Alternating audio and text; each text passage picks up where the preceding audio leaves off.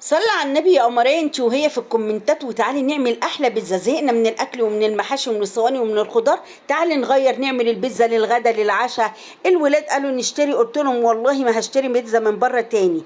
انا بكيلو دي عملت وليمه بيتزا يا جماعه، وبواقي التلاجة. عايزه تعمليها بالبسطرمه اشتري بسطرمه، لان الحاجه بقت غاليه نار، واحنا نقدر نعمل كل حاجه بايدينا في قلب البيت ونوفر وندبر. يلا يا قمرين انت وهي صلي على النبي كده، وتعالوا نشوف عملنا البيتزا ازاي. هنا اهو يا جماعه، انا معايا كيلو دقيق حطيته في قلب البوله بتاعه العجان، ورحت حاطه معلقه سكر كبيره، وهحط نص معلقه بيكنج باودر اهو، وهحط كمان معلقه خميره فوريه كبيره، وتحطي معلقه ملح صغننه كده او نص معلقه، وحطي 3 معالق زيت اهو، ويكون زيت نضيف يا جماعه. وبعد كده اقلب مكونات الجافه دي كلها مع بعض كده اهو، واروح حاطه البوله بتاعه العجان في قلب العجان بقى، وابتدي اشتغل. هحط كده نص كوبايه ميه دافيه زي دمعه العين، وتحط الميه حبه حبه لحد ما هي تختلط بالدقيق اهو. معلش العجان فتح لوحده، قفلته وهظبط تاني اهو. وهنا بقى حبة زعتر دعكتهم بايدي كده ورميتهم في العجينة. بصوا بتخلي ريحة البيتزا وطعمها تحفة يا جماعة الزعتر ده. وزودي بقى حبة مية بحبة مية كده اهو، لحد ما تلاقي العجينة هي ابتدت تلم معايا، وتكون العجينة لينة كده ما تكونش يابسة، علشان تقدري تفرجيها. بصوا هشوفها بس كده اهو. حسيت انها ناشفة سيكة كده، هنزلها تاني واحط حبة مية صغيرين كده عليها اهو، وابتدي اشغلها تاني. طبعا بالعجان يا جماعة مش اقل من ربع ساعة او 10 دقايق، ولو هتعمليها برضو على ايدك مش اقل من ربع ساعة او 10 دقايق، عشان لازم تتعجن كويس جدا. هنا خلصت بقى العجن بتاعها، لو بتلزق ولا يشغلك عادي، ده دليل ان العجينة ناجحة معاكي اهو. بعد كده هنضف الكف بتاعي، وهروح جايبه بقى رشه زيت كده من على الوش وتحطيها علشان ما تلزقش، واغطيها بقى كويس جدا، واسيبها تخمر مش اقل من نص ساعه او ساعه بالستريتش راب بتاعي. وحطيت عليها فوطه كده اهو عشان تمنع الهواء تخشها خالص وتخمر كويس اهو.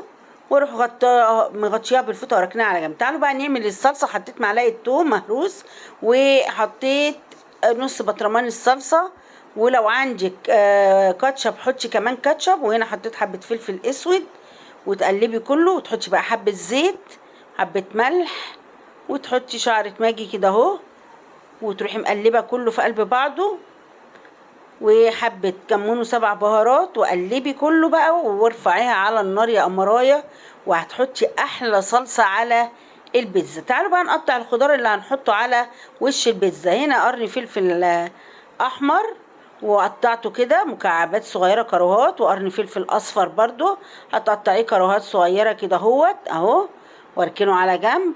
طبعا انا بعمل قرن قدامكم، بس انا خدت قرنين احمر وقرنين اصفر وكم قرن اخضر كده، علشان الخضار ما بيبقى كتير بيبقى طعمه حلو. وهنا الاخضر اهوت.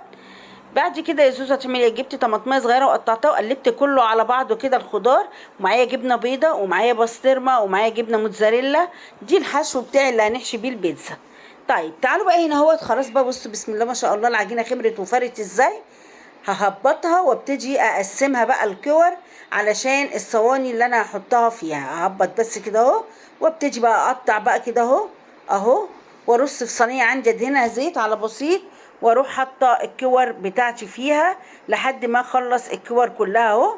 ودهني وش بقى العجينه زيت عشان ما تشققش منك، وغطيها ماشي اهو، واروح مغطياها بقى بفوطه كده عندي. وتعالوا بقى اول صاج هندهن الارضيه بتاعته زيت، ووزعي الزيت في كل حته كده اهوت. بعد كده هاخد اول واحده انا قطعتها عشان تكون ارتاحت وتفرد معايا كويس جدا اهو، وابتدي افردها بقى. حاولي يا جماعه تخلي السمك رقيق ما يبقاش تخين، علشان لما بيبقى تخين بيبقى مش حلو، على ما بيخمر بتهيش قوي. لا حاولي تفرجيها تبقى رقيقه. هنا عامله فقاعات معايا، دي دليل ان العجينه ناجحه معايا. بعد كده هو هتعملي ايه يا زوزو؟ في خطوه انا نسيتها بس عملتها ما كانتش قدامي الكاميرا.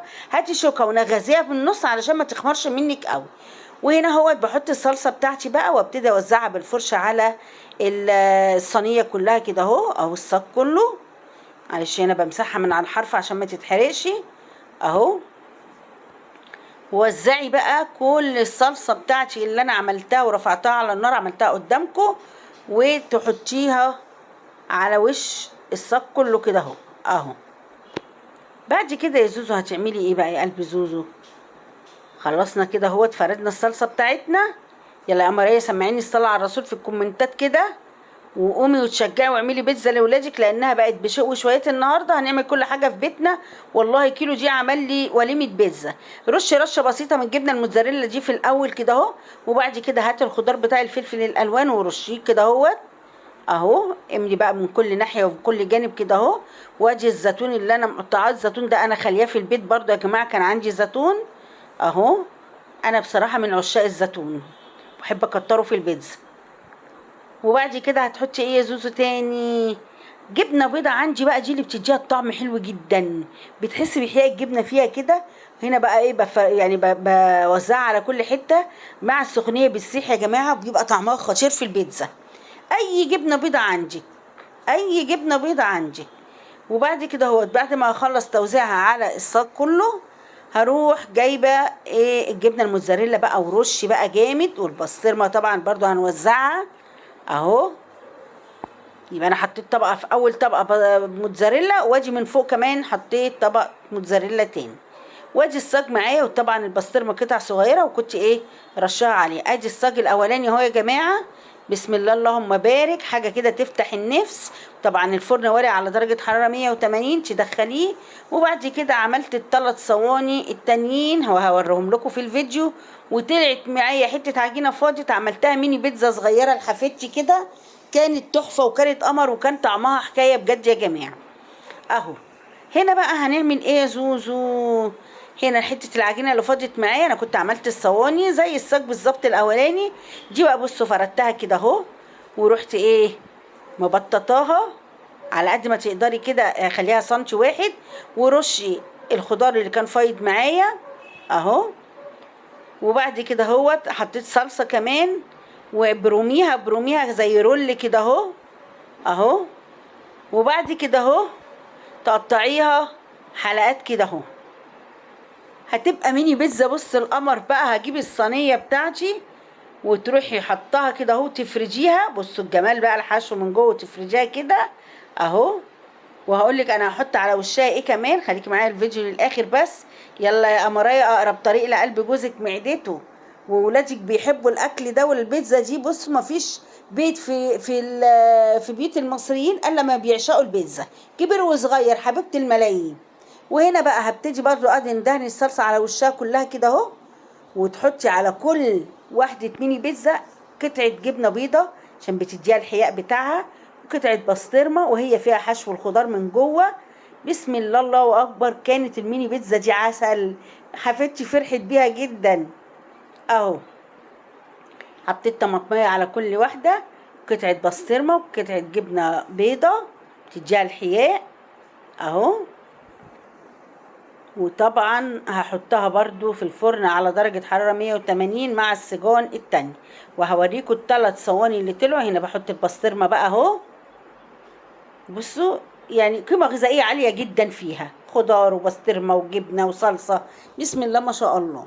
والف انا وشفا على اللي كل، والف انا وشفا على اللي هيعمل على طريق زوزو وياكل. يلا تشجعي وكلنا بنشجع بعض. وهنا حطيت الزيتون برضو على الوش كده اهو اهو. وادي الثلاث صواني بيتزا وصينيه الميني بيتزا. وهنا كمان كنت خلصت كل ده وكنت مولعه الفرن بقى. وهنا صاج بتاعي الاولاني، يعني كيلو دي رمى معايا صاج وثلاث صواني بيتزا وصينيه ميني بيتزا، والله العظيم لو اشتريتهم من بره بشيء وشويات. وده الصاج بتاع الاولاني اللي انا عملته اهو، صاج كبير مربع حلو يا جماعه، والله كانت تحفه، وكلنا وشبعنا واتبسطنا. يلا يا مرايا لايك وشير، والسلام عليكم ورحمه الله.